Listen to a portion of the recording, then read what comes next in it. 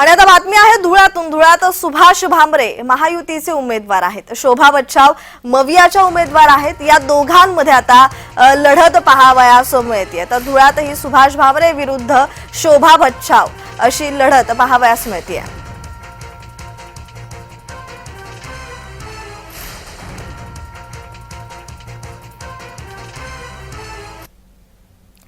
तर या संदर्भात अधिकची माहिती देत आहेत आमचे प्रतिनिधी तुषार परदेशी। तुषार, धुळ्यातलं मतदान आता सुरुवात झालेली आहे, मतदान प्रक्रियेला सुरुवात झालेली आहे, कसं आहे धुळ्यात वातावरण?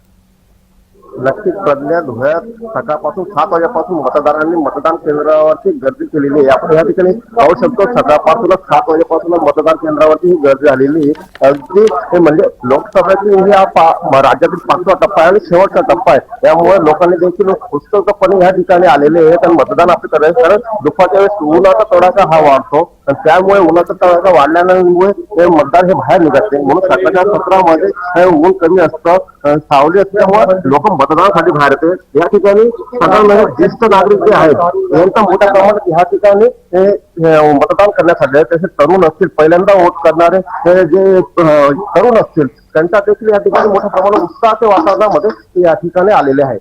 जी जी तुषार, सुभाष भामरे विरुद्ध शोभा बच्छाव अशी लढत धुळ्यामध्ये पाहावयास मिळते। महायुतीसाठी हे वातावरण धुळ्यात सकारात्मक आहे का? नक्कीच या ठिकाणी पाहायचं तर महायुतीकडून डॉक्टर सुभाष भामरे हे तिसऱ्यांदा लढत या ठिकाणी करायचं।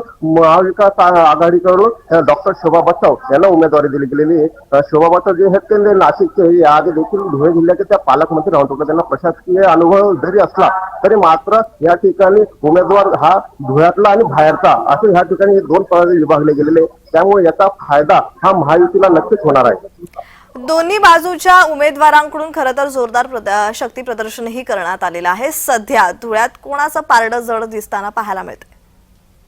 शक्तीप्रदर्शन हे दोघं म्हणजे महायुतीकडून देखील आणि महाविकास आघाडीकडून देखील या ठिकाणी शक्तीप्रदर्शन मोठ्या प्रमाणात केलं गेलेलं होतं, परंतु असं जरी राहिलं तरी महायुतीकडून डॉक्टर सुभाष भामरे यांच्याकडून केंद्रीय मंत्री अमित शाह, त्यानंतर नितीन गडकरी, त्यानंतर उत्तर प्रदेशचे मुख्यमंत्री योगी आदित्यनाथ यांच्या सभामुळे इथे या ठिकाणचं वातावरण हे आता बदललेलं आहे। महाविकास आघाडीच्या शोभा बच्छाव यांच्याकडून देखील या ठिकाणी प्रचार मोठ्या प्रमाणात करण्यात आला, परंतु या ठिकाणी मी पहिल्या म्हटलं त्यासारखं की आया म्हणजे घरचा उमेदवार आणि बाहेरचा उमेदवार असे 2 विभागले गेले। महायुतीला हे सरळ जाणं आहे, लोकांमध्ये एवढं उत्साहाचं वातावरण आहे की लोक सकाळपासून मतदान केंद्राच्या बाहेर आता रांग करताना दिसत आहे। जी जी तुषार, खरं तर मतदान केंद्रावर पोलीस बंदोबस्त तैनात करण्यात येतोय, तिथे कसं वातावरण आहे? पोलीस बंदोबस्त कसा करण्यात आलेला आहे? दुसरं म्हणजे आता आपण पाहतोय तुमच्या मागे वृद्धांपासून ते तरुणांपर्यंत हे मतदान करायला तिथे पोहोचलेले आहेत, उत्स्फूर्त प्रतिसाद पाहावयास मिळतोय धुळ्यातही। तर या संदर्भात अधिकची माहिती। नक्कीच सकाळपासून मतदारांमध्ये उत्साह आहे। आपण या ठिकाणी ते तरुण मतदार आणि ज्येष्ठ नागरिक जे असतील त्यांना जे चालता येते त्यांना देखील या ठिकाणी मोठ्या उत्साहाने या ठिकाणी आणण्यात येते आणि मतदान करून घेण्यात प्रक्रियेमध्ये सांगले। आणि राहिला विषय पोलीस बंदोबस्ताचा, या ठिकाणी धुळे लोकसभा मतदारसंघामध्ये 14 हा अतिसंवेदनशील असे मतदान केंद्र, त्या ठिकाणी ते पोलीस मधून मोठ्या प्रमाणात CRPF असेल किंवा केरळचे पोलीस असतील, याचा होमगार्ड असतील, अशा मोठ्या प्रमाणात पोलीस बंदोबस्त देखील लावण्यात आलेले आहे। तरुण आपण सकाळपासून बघतो की उत्साह हा एकदम तरुण उत्साह मतदारांमध्ये राहिलेला आहे।